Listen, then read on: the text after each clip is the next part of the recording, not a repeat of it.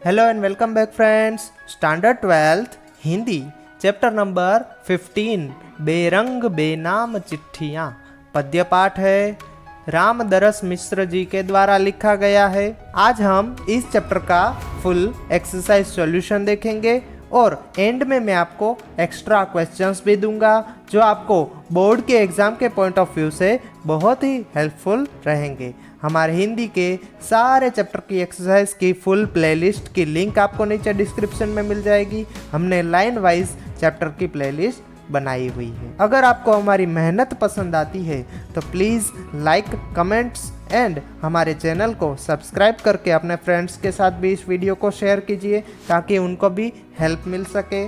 चलिए exercise start करते हैं। क्वेश्चन नंबर 1 है एमसीक्यू। फर्स्ट एमसीक्यू, डाकिया दर दर क्या लेकर घूम रहा है। तो डाकिया जो है बेरंग बेनाम चिट्ठी लेके घूम रहा है। बेरंग और बेनाम चिट्ठी का मतलब है जिस चिट्ठी पर डाक टिकट नहीं लगा हो और पाने वाले का नाम और पता भी ना लिखा हो। सेकंड एमसीक्यू देखेंगे, बेरंग बेनाम चिट्ठियों का कौन नहीं है।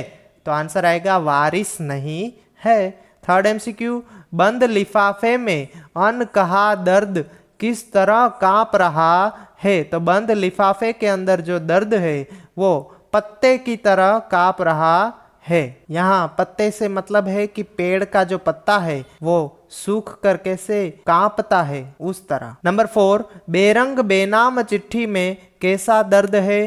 तो आंसर आएगा अनकहा दर्द है। नेक्स्ट क्वेश्चन नंबर 2, एक एक वाक्य में उत्तर दीजिए। फर्स्ट है, कवि ने कैसी चिट्ठी छोड़ी है। कवि ने बेरंग यानी कि बिना डाक टिकट लगाई हुई और बेनाम जिस पर नाम पता न लिखा हो ऐसी चिट्ठी छोड़ी है। सेकंड, बेरंग चिट्ठी किसे कहते हैं। तो आंसर आएगा जिस चिट्ठी पर समुचित डाक टिकट न लगाया हुआ हो और उसे बेरंग चिट्ठी कहते हैं। थर्ड है, कवि ने चिट्ठी की तुलना किससे की है। आंसर आएगा कवि ने चिट्ठी की तुलना पर कटे पक्षी से की है। जिसके पंख कट चुके हैं वो पंखी उड़ नहीं सकता। तो ऐसी चिट्ठी यहाँ पे मेरे पास आई है बेरंग और बेनाम। अब इसको कहाँ पे मैं उड़ाऊं यानी कि किसके पास दूं। नंबर 4, लावारिस चिट्ठियों को कभी कौन पढ़ेगा। तो आंसर आएगा लावारिस चिट्ठियों को कभी कोई अजनबी व्यक्ति पढ़ेगा। नेक्स्ट क्वेश्चन है, 2-3 वाक्यों में उत्तर दीजिए। फर्स्ट है, डाकिया चिट्ठी लेकर कहाँ कहाँ घूम रहा है। आंसर आएगा डाकिया बेरंग और बेनाम चिट्ठी पाने वाले को देने के लिए परेशान है कि ये चिट्ठी मैं किसको दूं। वह उस चिट्ठी को लेकर घर घर घूम रहा है। नेक्स्ट क्वेश्चन नंबर 2 है, चिट्ठियों में क्या कांप रहा है।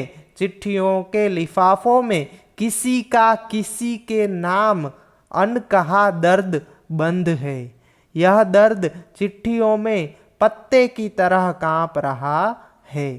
थर्ड क्वेश्चन है, कवि को इन चिट्ठियों से किस तरह की उम्मीद है। कवि को इन लावारिस चिट्ठियों से यह उम्मीद है कि किसी दिन ये चिट्ठियां लावारिस जगहों पर पड़ी पड़ी फड़फड़ाएंगी और कभी किसी दिन कोई अजनबी इन्हें कुतूहलवश यानी कि कुछ जानने की इच्छा होना तो कुतूहलवश उठाकर उसे पढ़ेगा। क्वेश्चन नंबर 4 है, बेरंग बेनाम चिट्ठी किसे कहते हैं। मार्च 2020 के अंदर बोर्ड की एग्जाम में ये क्वेश्चन पूछा गया था। आंसर आएगा बेनाम चिट्ठियों पर पाने और भेजने वाले दोनों का कोई अता पता नहीं होता। जिस चिट्ठी पर समुचित डाक टिकट न लगाया गया हो उसे बेरंग चिट्ठी कहते हैं। नेक्स्ट क्वेश्चन देखेंगे, 5-6 वाक्यों में उत्तर दीजिए या फिर सविस्तार उत्तर दीजिए। फर्स्ट है, बेरंग चिट्ठी में लिखे दुख दर्द का वर्णन कीजिए। मार्च 2019 के अंदर बोर्ड की एग्जाम में पूछा गया था। कवि ने बेरंग चिट्ठी में दुख दर्द का वर्णन किया है। बेरंग चिट्ठी का दुख है कि उसे प्राप्त करने वाला कोई व्यक्ति नहीं है। इस चिट्ठी में किसी व्यक्ति का अनकहा दर्द किसी आदमी के नाम लिफाफे में बंद है। वह दर्द उस पत्ते की तरह कांप रहा है जो टहनी से टूटकर गिरता है और उसे यह पता नहीं होता कि उसका हश्र क्या होगा, यानी कि उसका क्या हालत होने वाली है वो उसको पता नहीं है, लेकिन वो गिरकर टूट जाता है। लेखक द्वारा छोड़ी गई बेरंग चिट्ठी भी अपनी पंक्तियों में एक दर्द कसे हुए घूम रही है। इन बेरंग चिट्ठियों का हश्र किसी लावारिस जगह पर पड़े पड़े फड़फड़ाना उतना ही रह गया है। सेकंड क्वेश्चन है, कवि बेरंग चिट्ठी को पर कटा पंछी क्यों कहते हैं? मार्च 2020 के अंदर पूछा गया था बोर्ड की एग्जाम में कि पंखों वाला जो पंछी है खुले आकाश में स्वच्छंद रूप से उड़ सकता है, उसे जहां भी जाना होता है जा सकता है, वह अपना चारा पानी ढूंढकर खा पी सकता है, लेकिन पंख कटने पर वह असहाय हो जाता है और किसी निर्जन स्थान पर पड़ा पड़ा उड़ने की कल्पना ही कर सकता है, पर उड़ नहीं सकता है। यही हाल बेरंग चिट्ठी का भी होता है।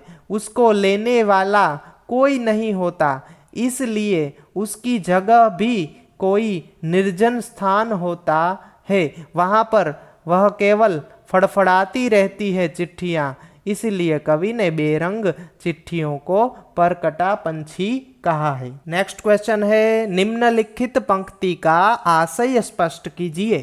फर्स्ट है, हमारी तुम्हारी ये बेरंग लावारिस चिट्ठियाँ किसी दिन लावारिस जगहों पर कटे पंछी की तरह पड़ी पड़ी फड़फड़ाएंगी। इसका मतलब क्या है? कवि ने इसका मतलब क्या कहा है? तो आंसर आएगा कि बेरंग बेनाम चिट्ठियों को डाकिया लाख कोशिश करने के बाद भी किसी व्यक्ति को नहीं दे पाता है। न इन चिट्ठियों के बारे में किसी को जानने की कोई गरज होती है, पर कुंडों में पड़ी ये अनखुली चिट्ठियाँ जब फड़फड़ाएंगी तो ये लोगों को अपनी ओर बुलाती हुई लगेंगी। तब बिना कहे किसी को भी इन्हें उठाकर और खोल कर पढ़ने की उत्कंठा होगी। एक अंदर से इच्छा होगी कि इसके अंदर आखिर क्या लिखा होगा, चलो मैं पढ़ता हूँ। तब ये चिट्ठियाँ अपने आप ही प्राप्त करता यानी कि जो लेने वाला है उस तक पहुँच सकेंगी। सेकंड आशय स्पष्ट कीजिए, देखते हैं। हमारी तुम्हारी ये तो तड़प उठेगा ओह। इसका आंसर देखते हैं। कवि कहते हैं, मित्रों, हमारी और आपकी ये बेरंग और लावारिस चिट्ठियाँ भविष्य में किसी दिन किन्हीं लावारिस स्थानों पर उस तरह पड़ी होंगी जैसे किसी चिड़िया के पंख काट दिए गए हों और वह असहाय पड़ी हो। ये चिट्ठियाँ पड़ी पड़ी फड़फड़ाएंगी तो कभी किसी अजनबी की नज़र उन पर पड़ेगी।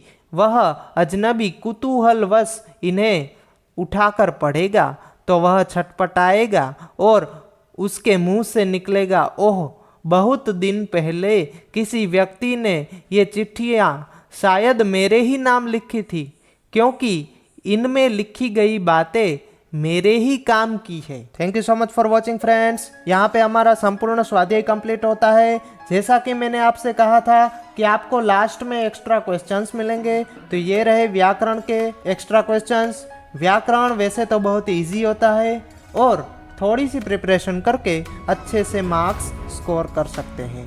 हमारे स्टैंडर्ड 12 के सारे चैप्टर्स की वीडियो इसी तरीके से हमने एक्स्ट्रा क्वेश्चंस के साथ बनाई हुई है, जिसकी फुल प्लेलिस्ट बना के रखी है, जिसकी लिंक नीचे आपको डिस्क्रिप्शन में मिल जाएगी। रेगुलर हमारी वीडियोस देखने के लिए हमारी चैनल को सब्सक्राइब करके बेल आइकन को ऑल पर सेट कर दीजिए और इस वीडियो को अपने फ्रेंड्स के साथ शेयर करके उनकी भी हेल्प कीजिए। वीडियो पसंद आया है तो प्लीज़ लाइक एंड कमेंट कर दीजिए। Thank you.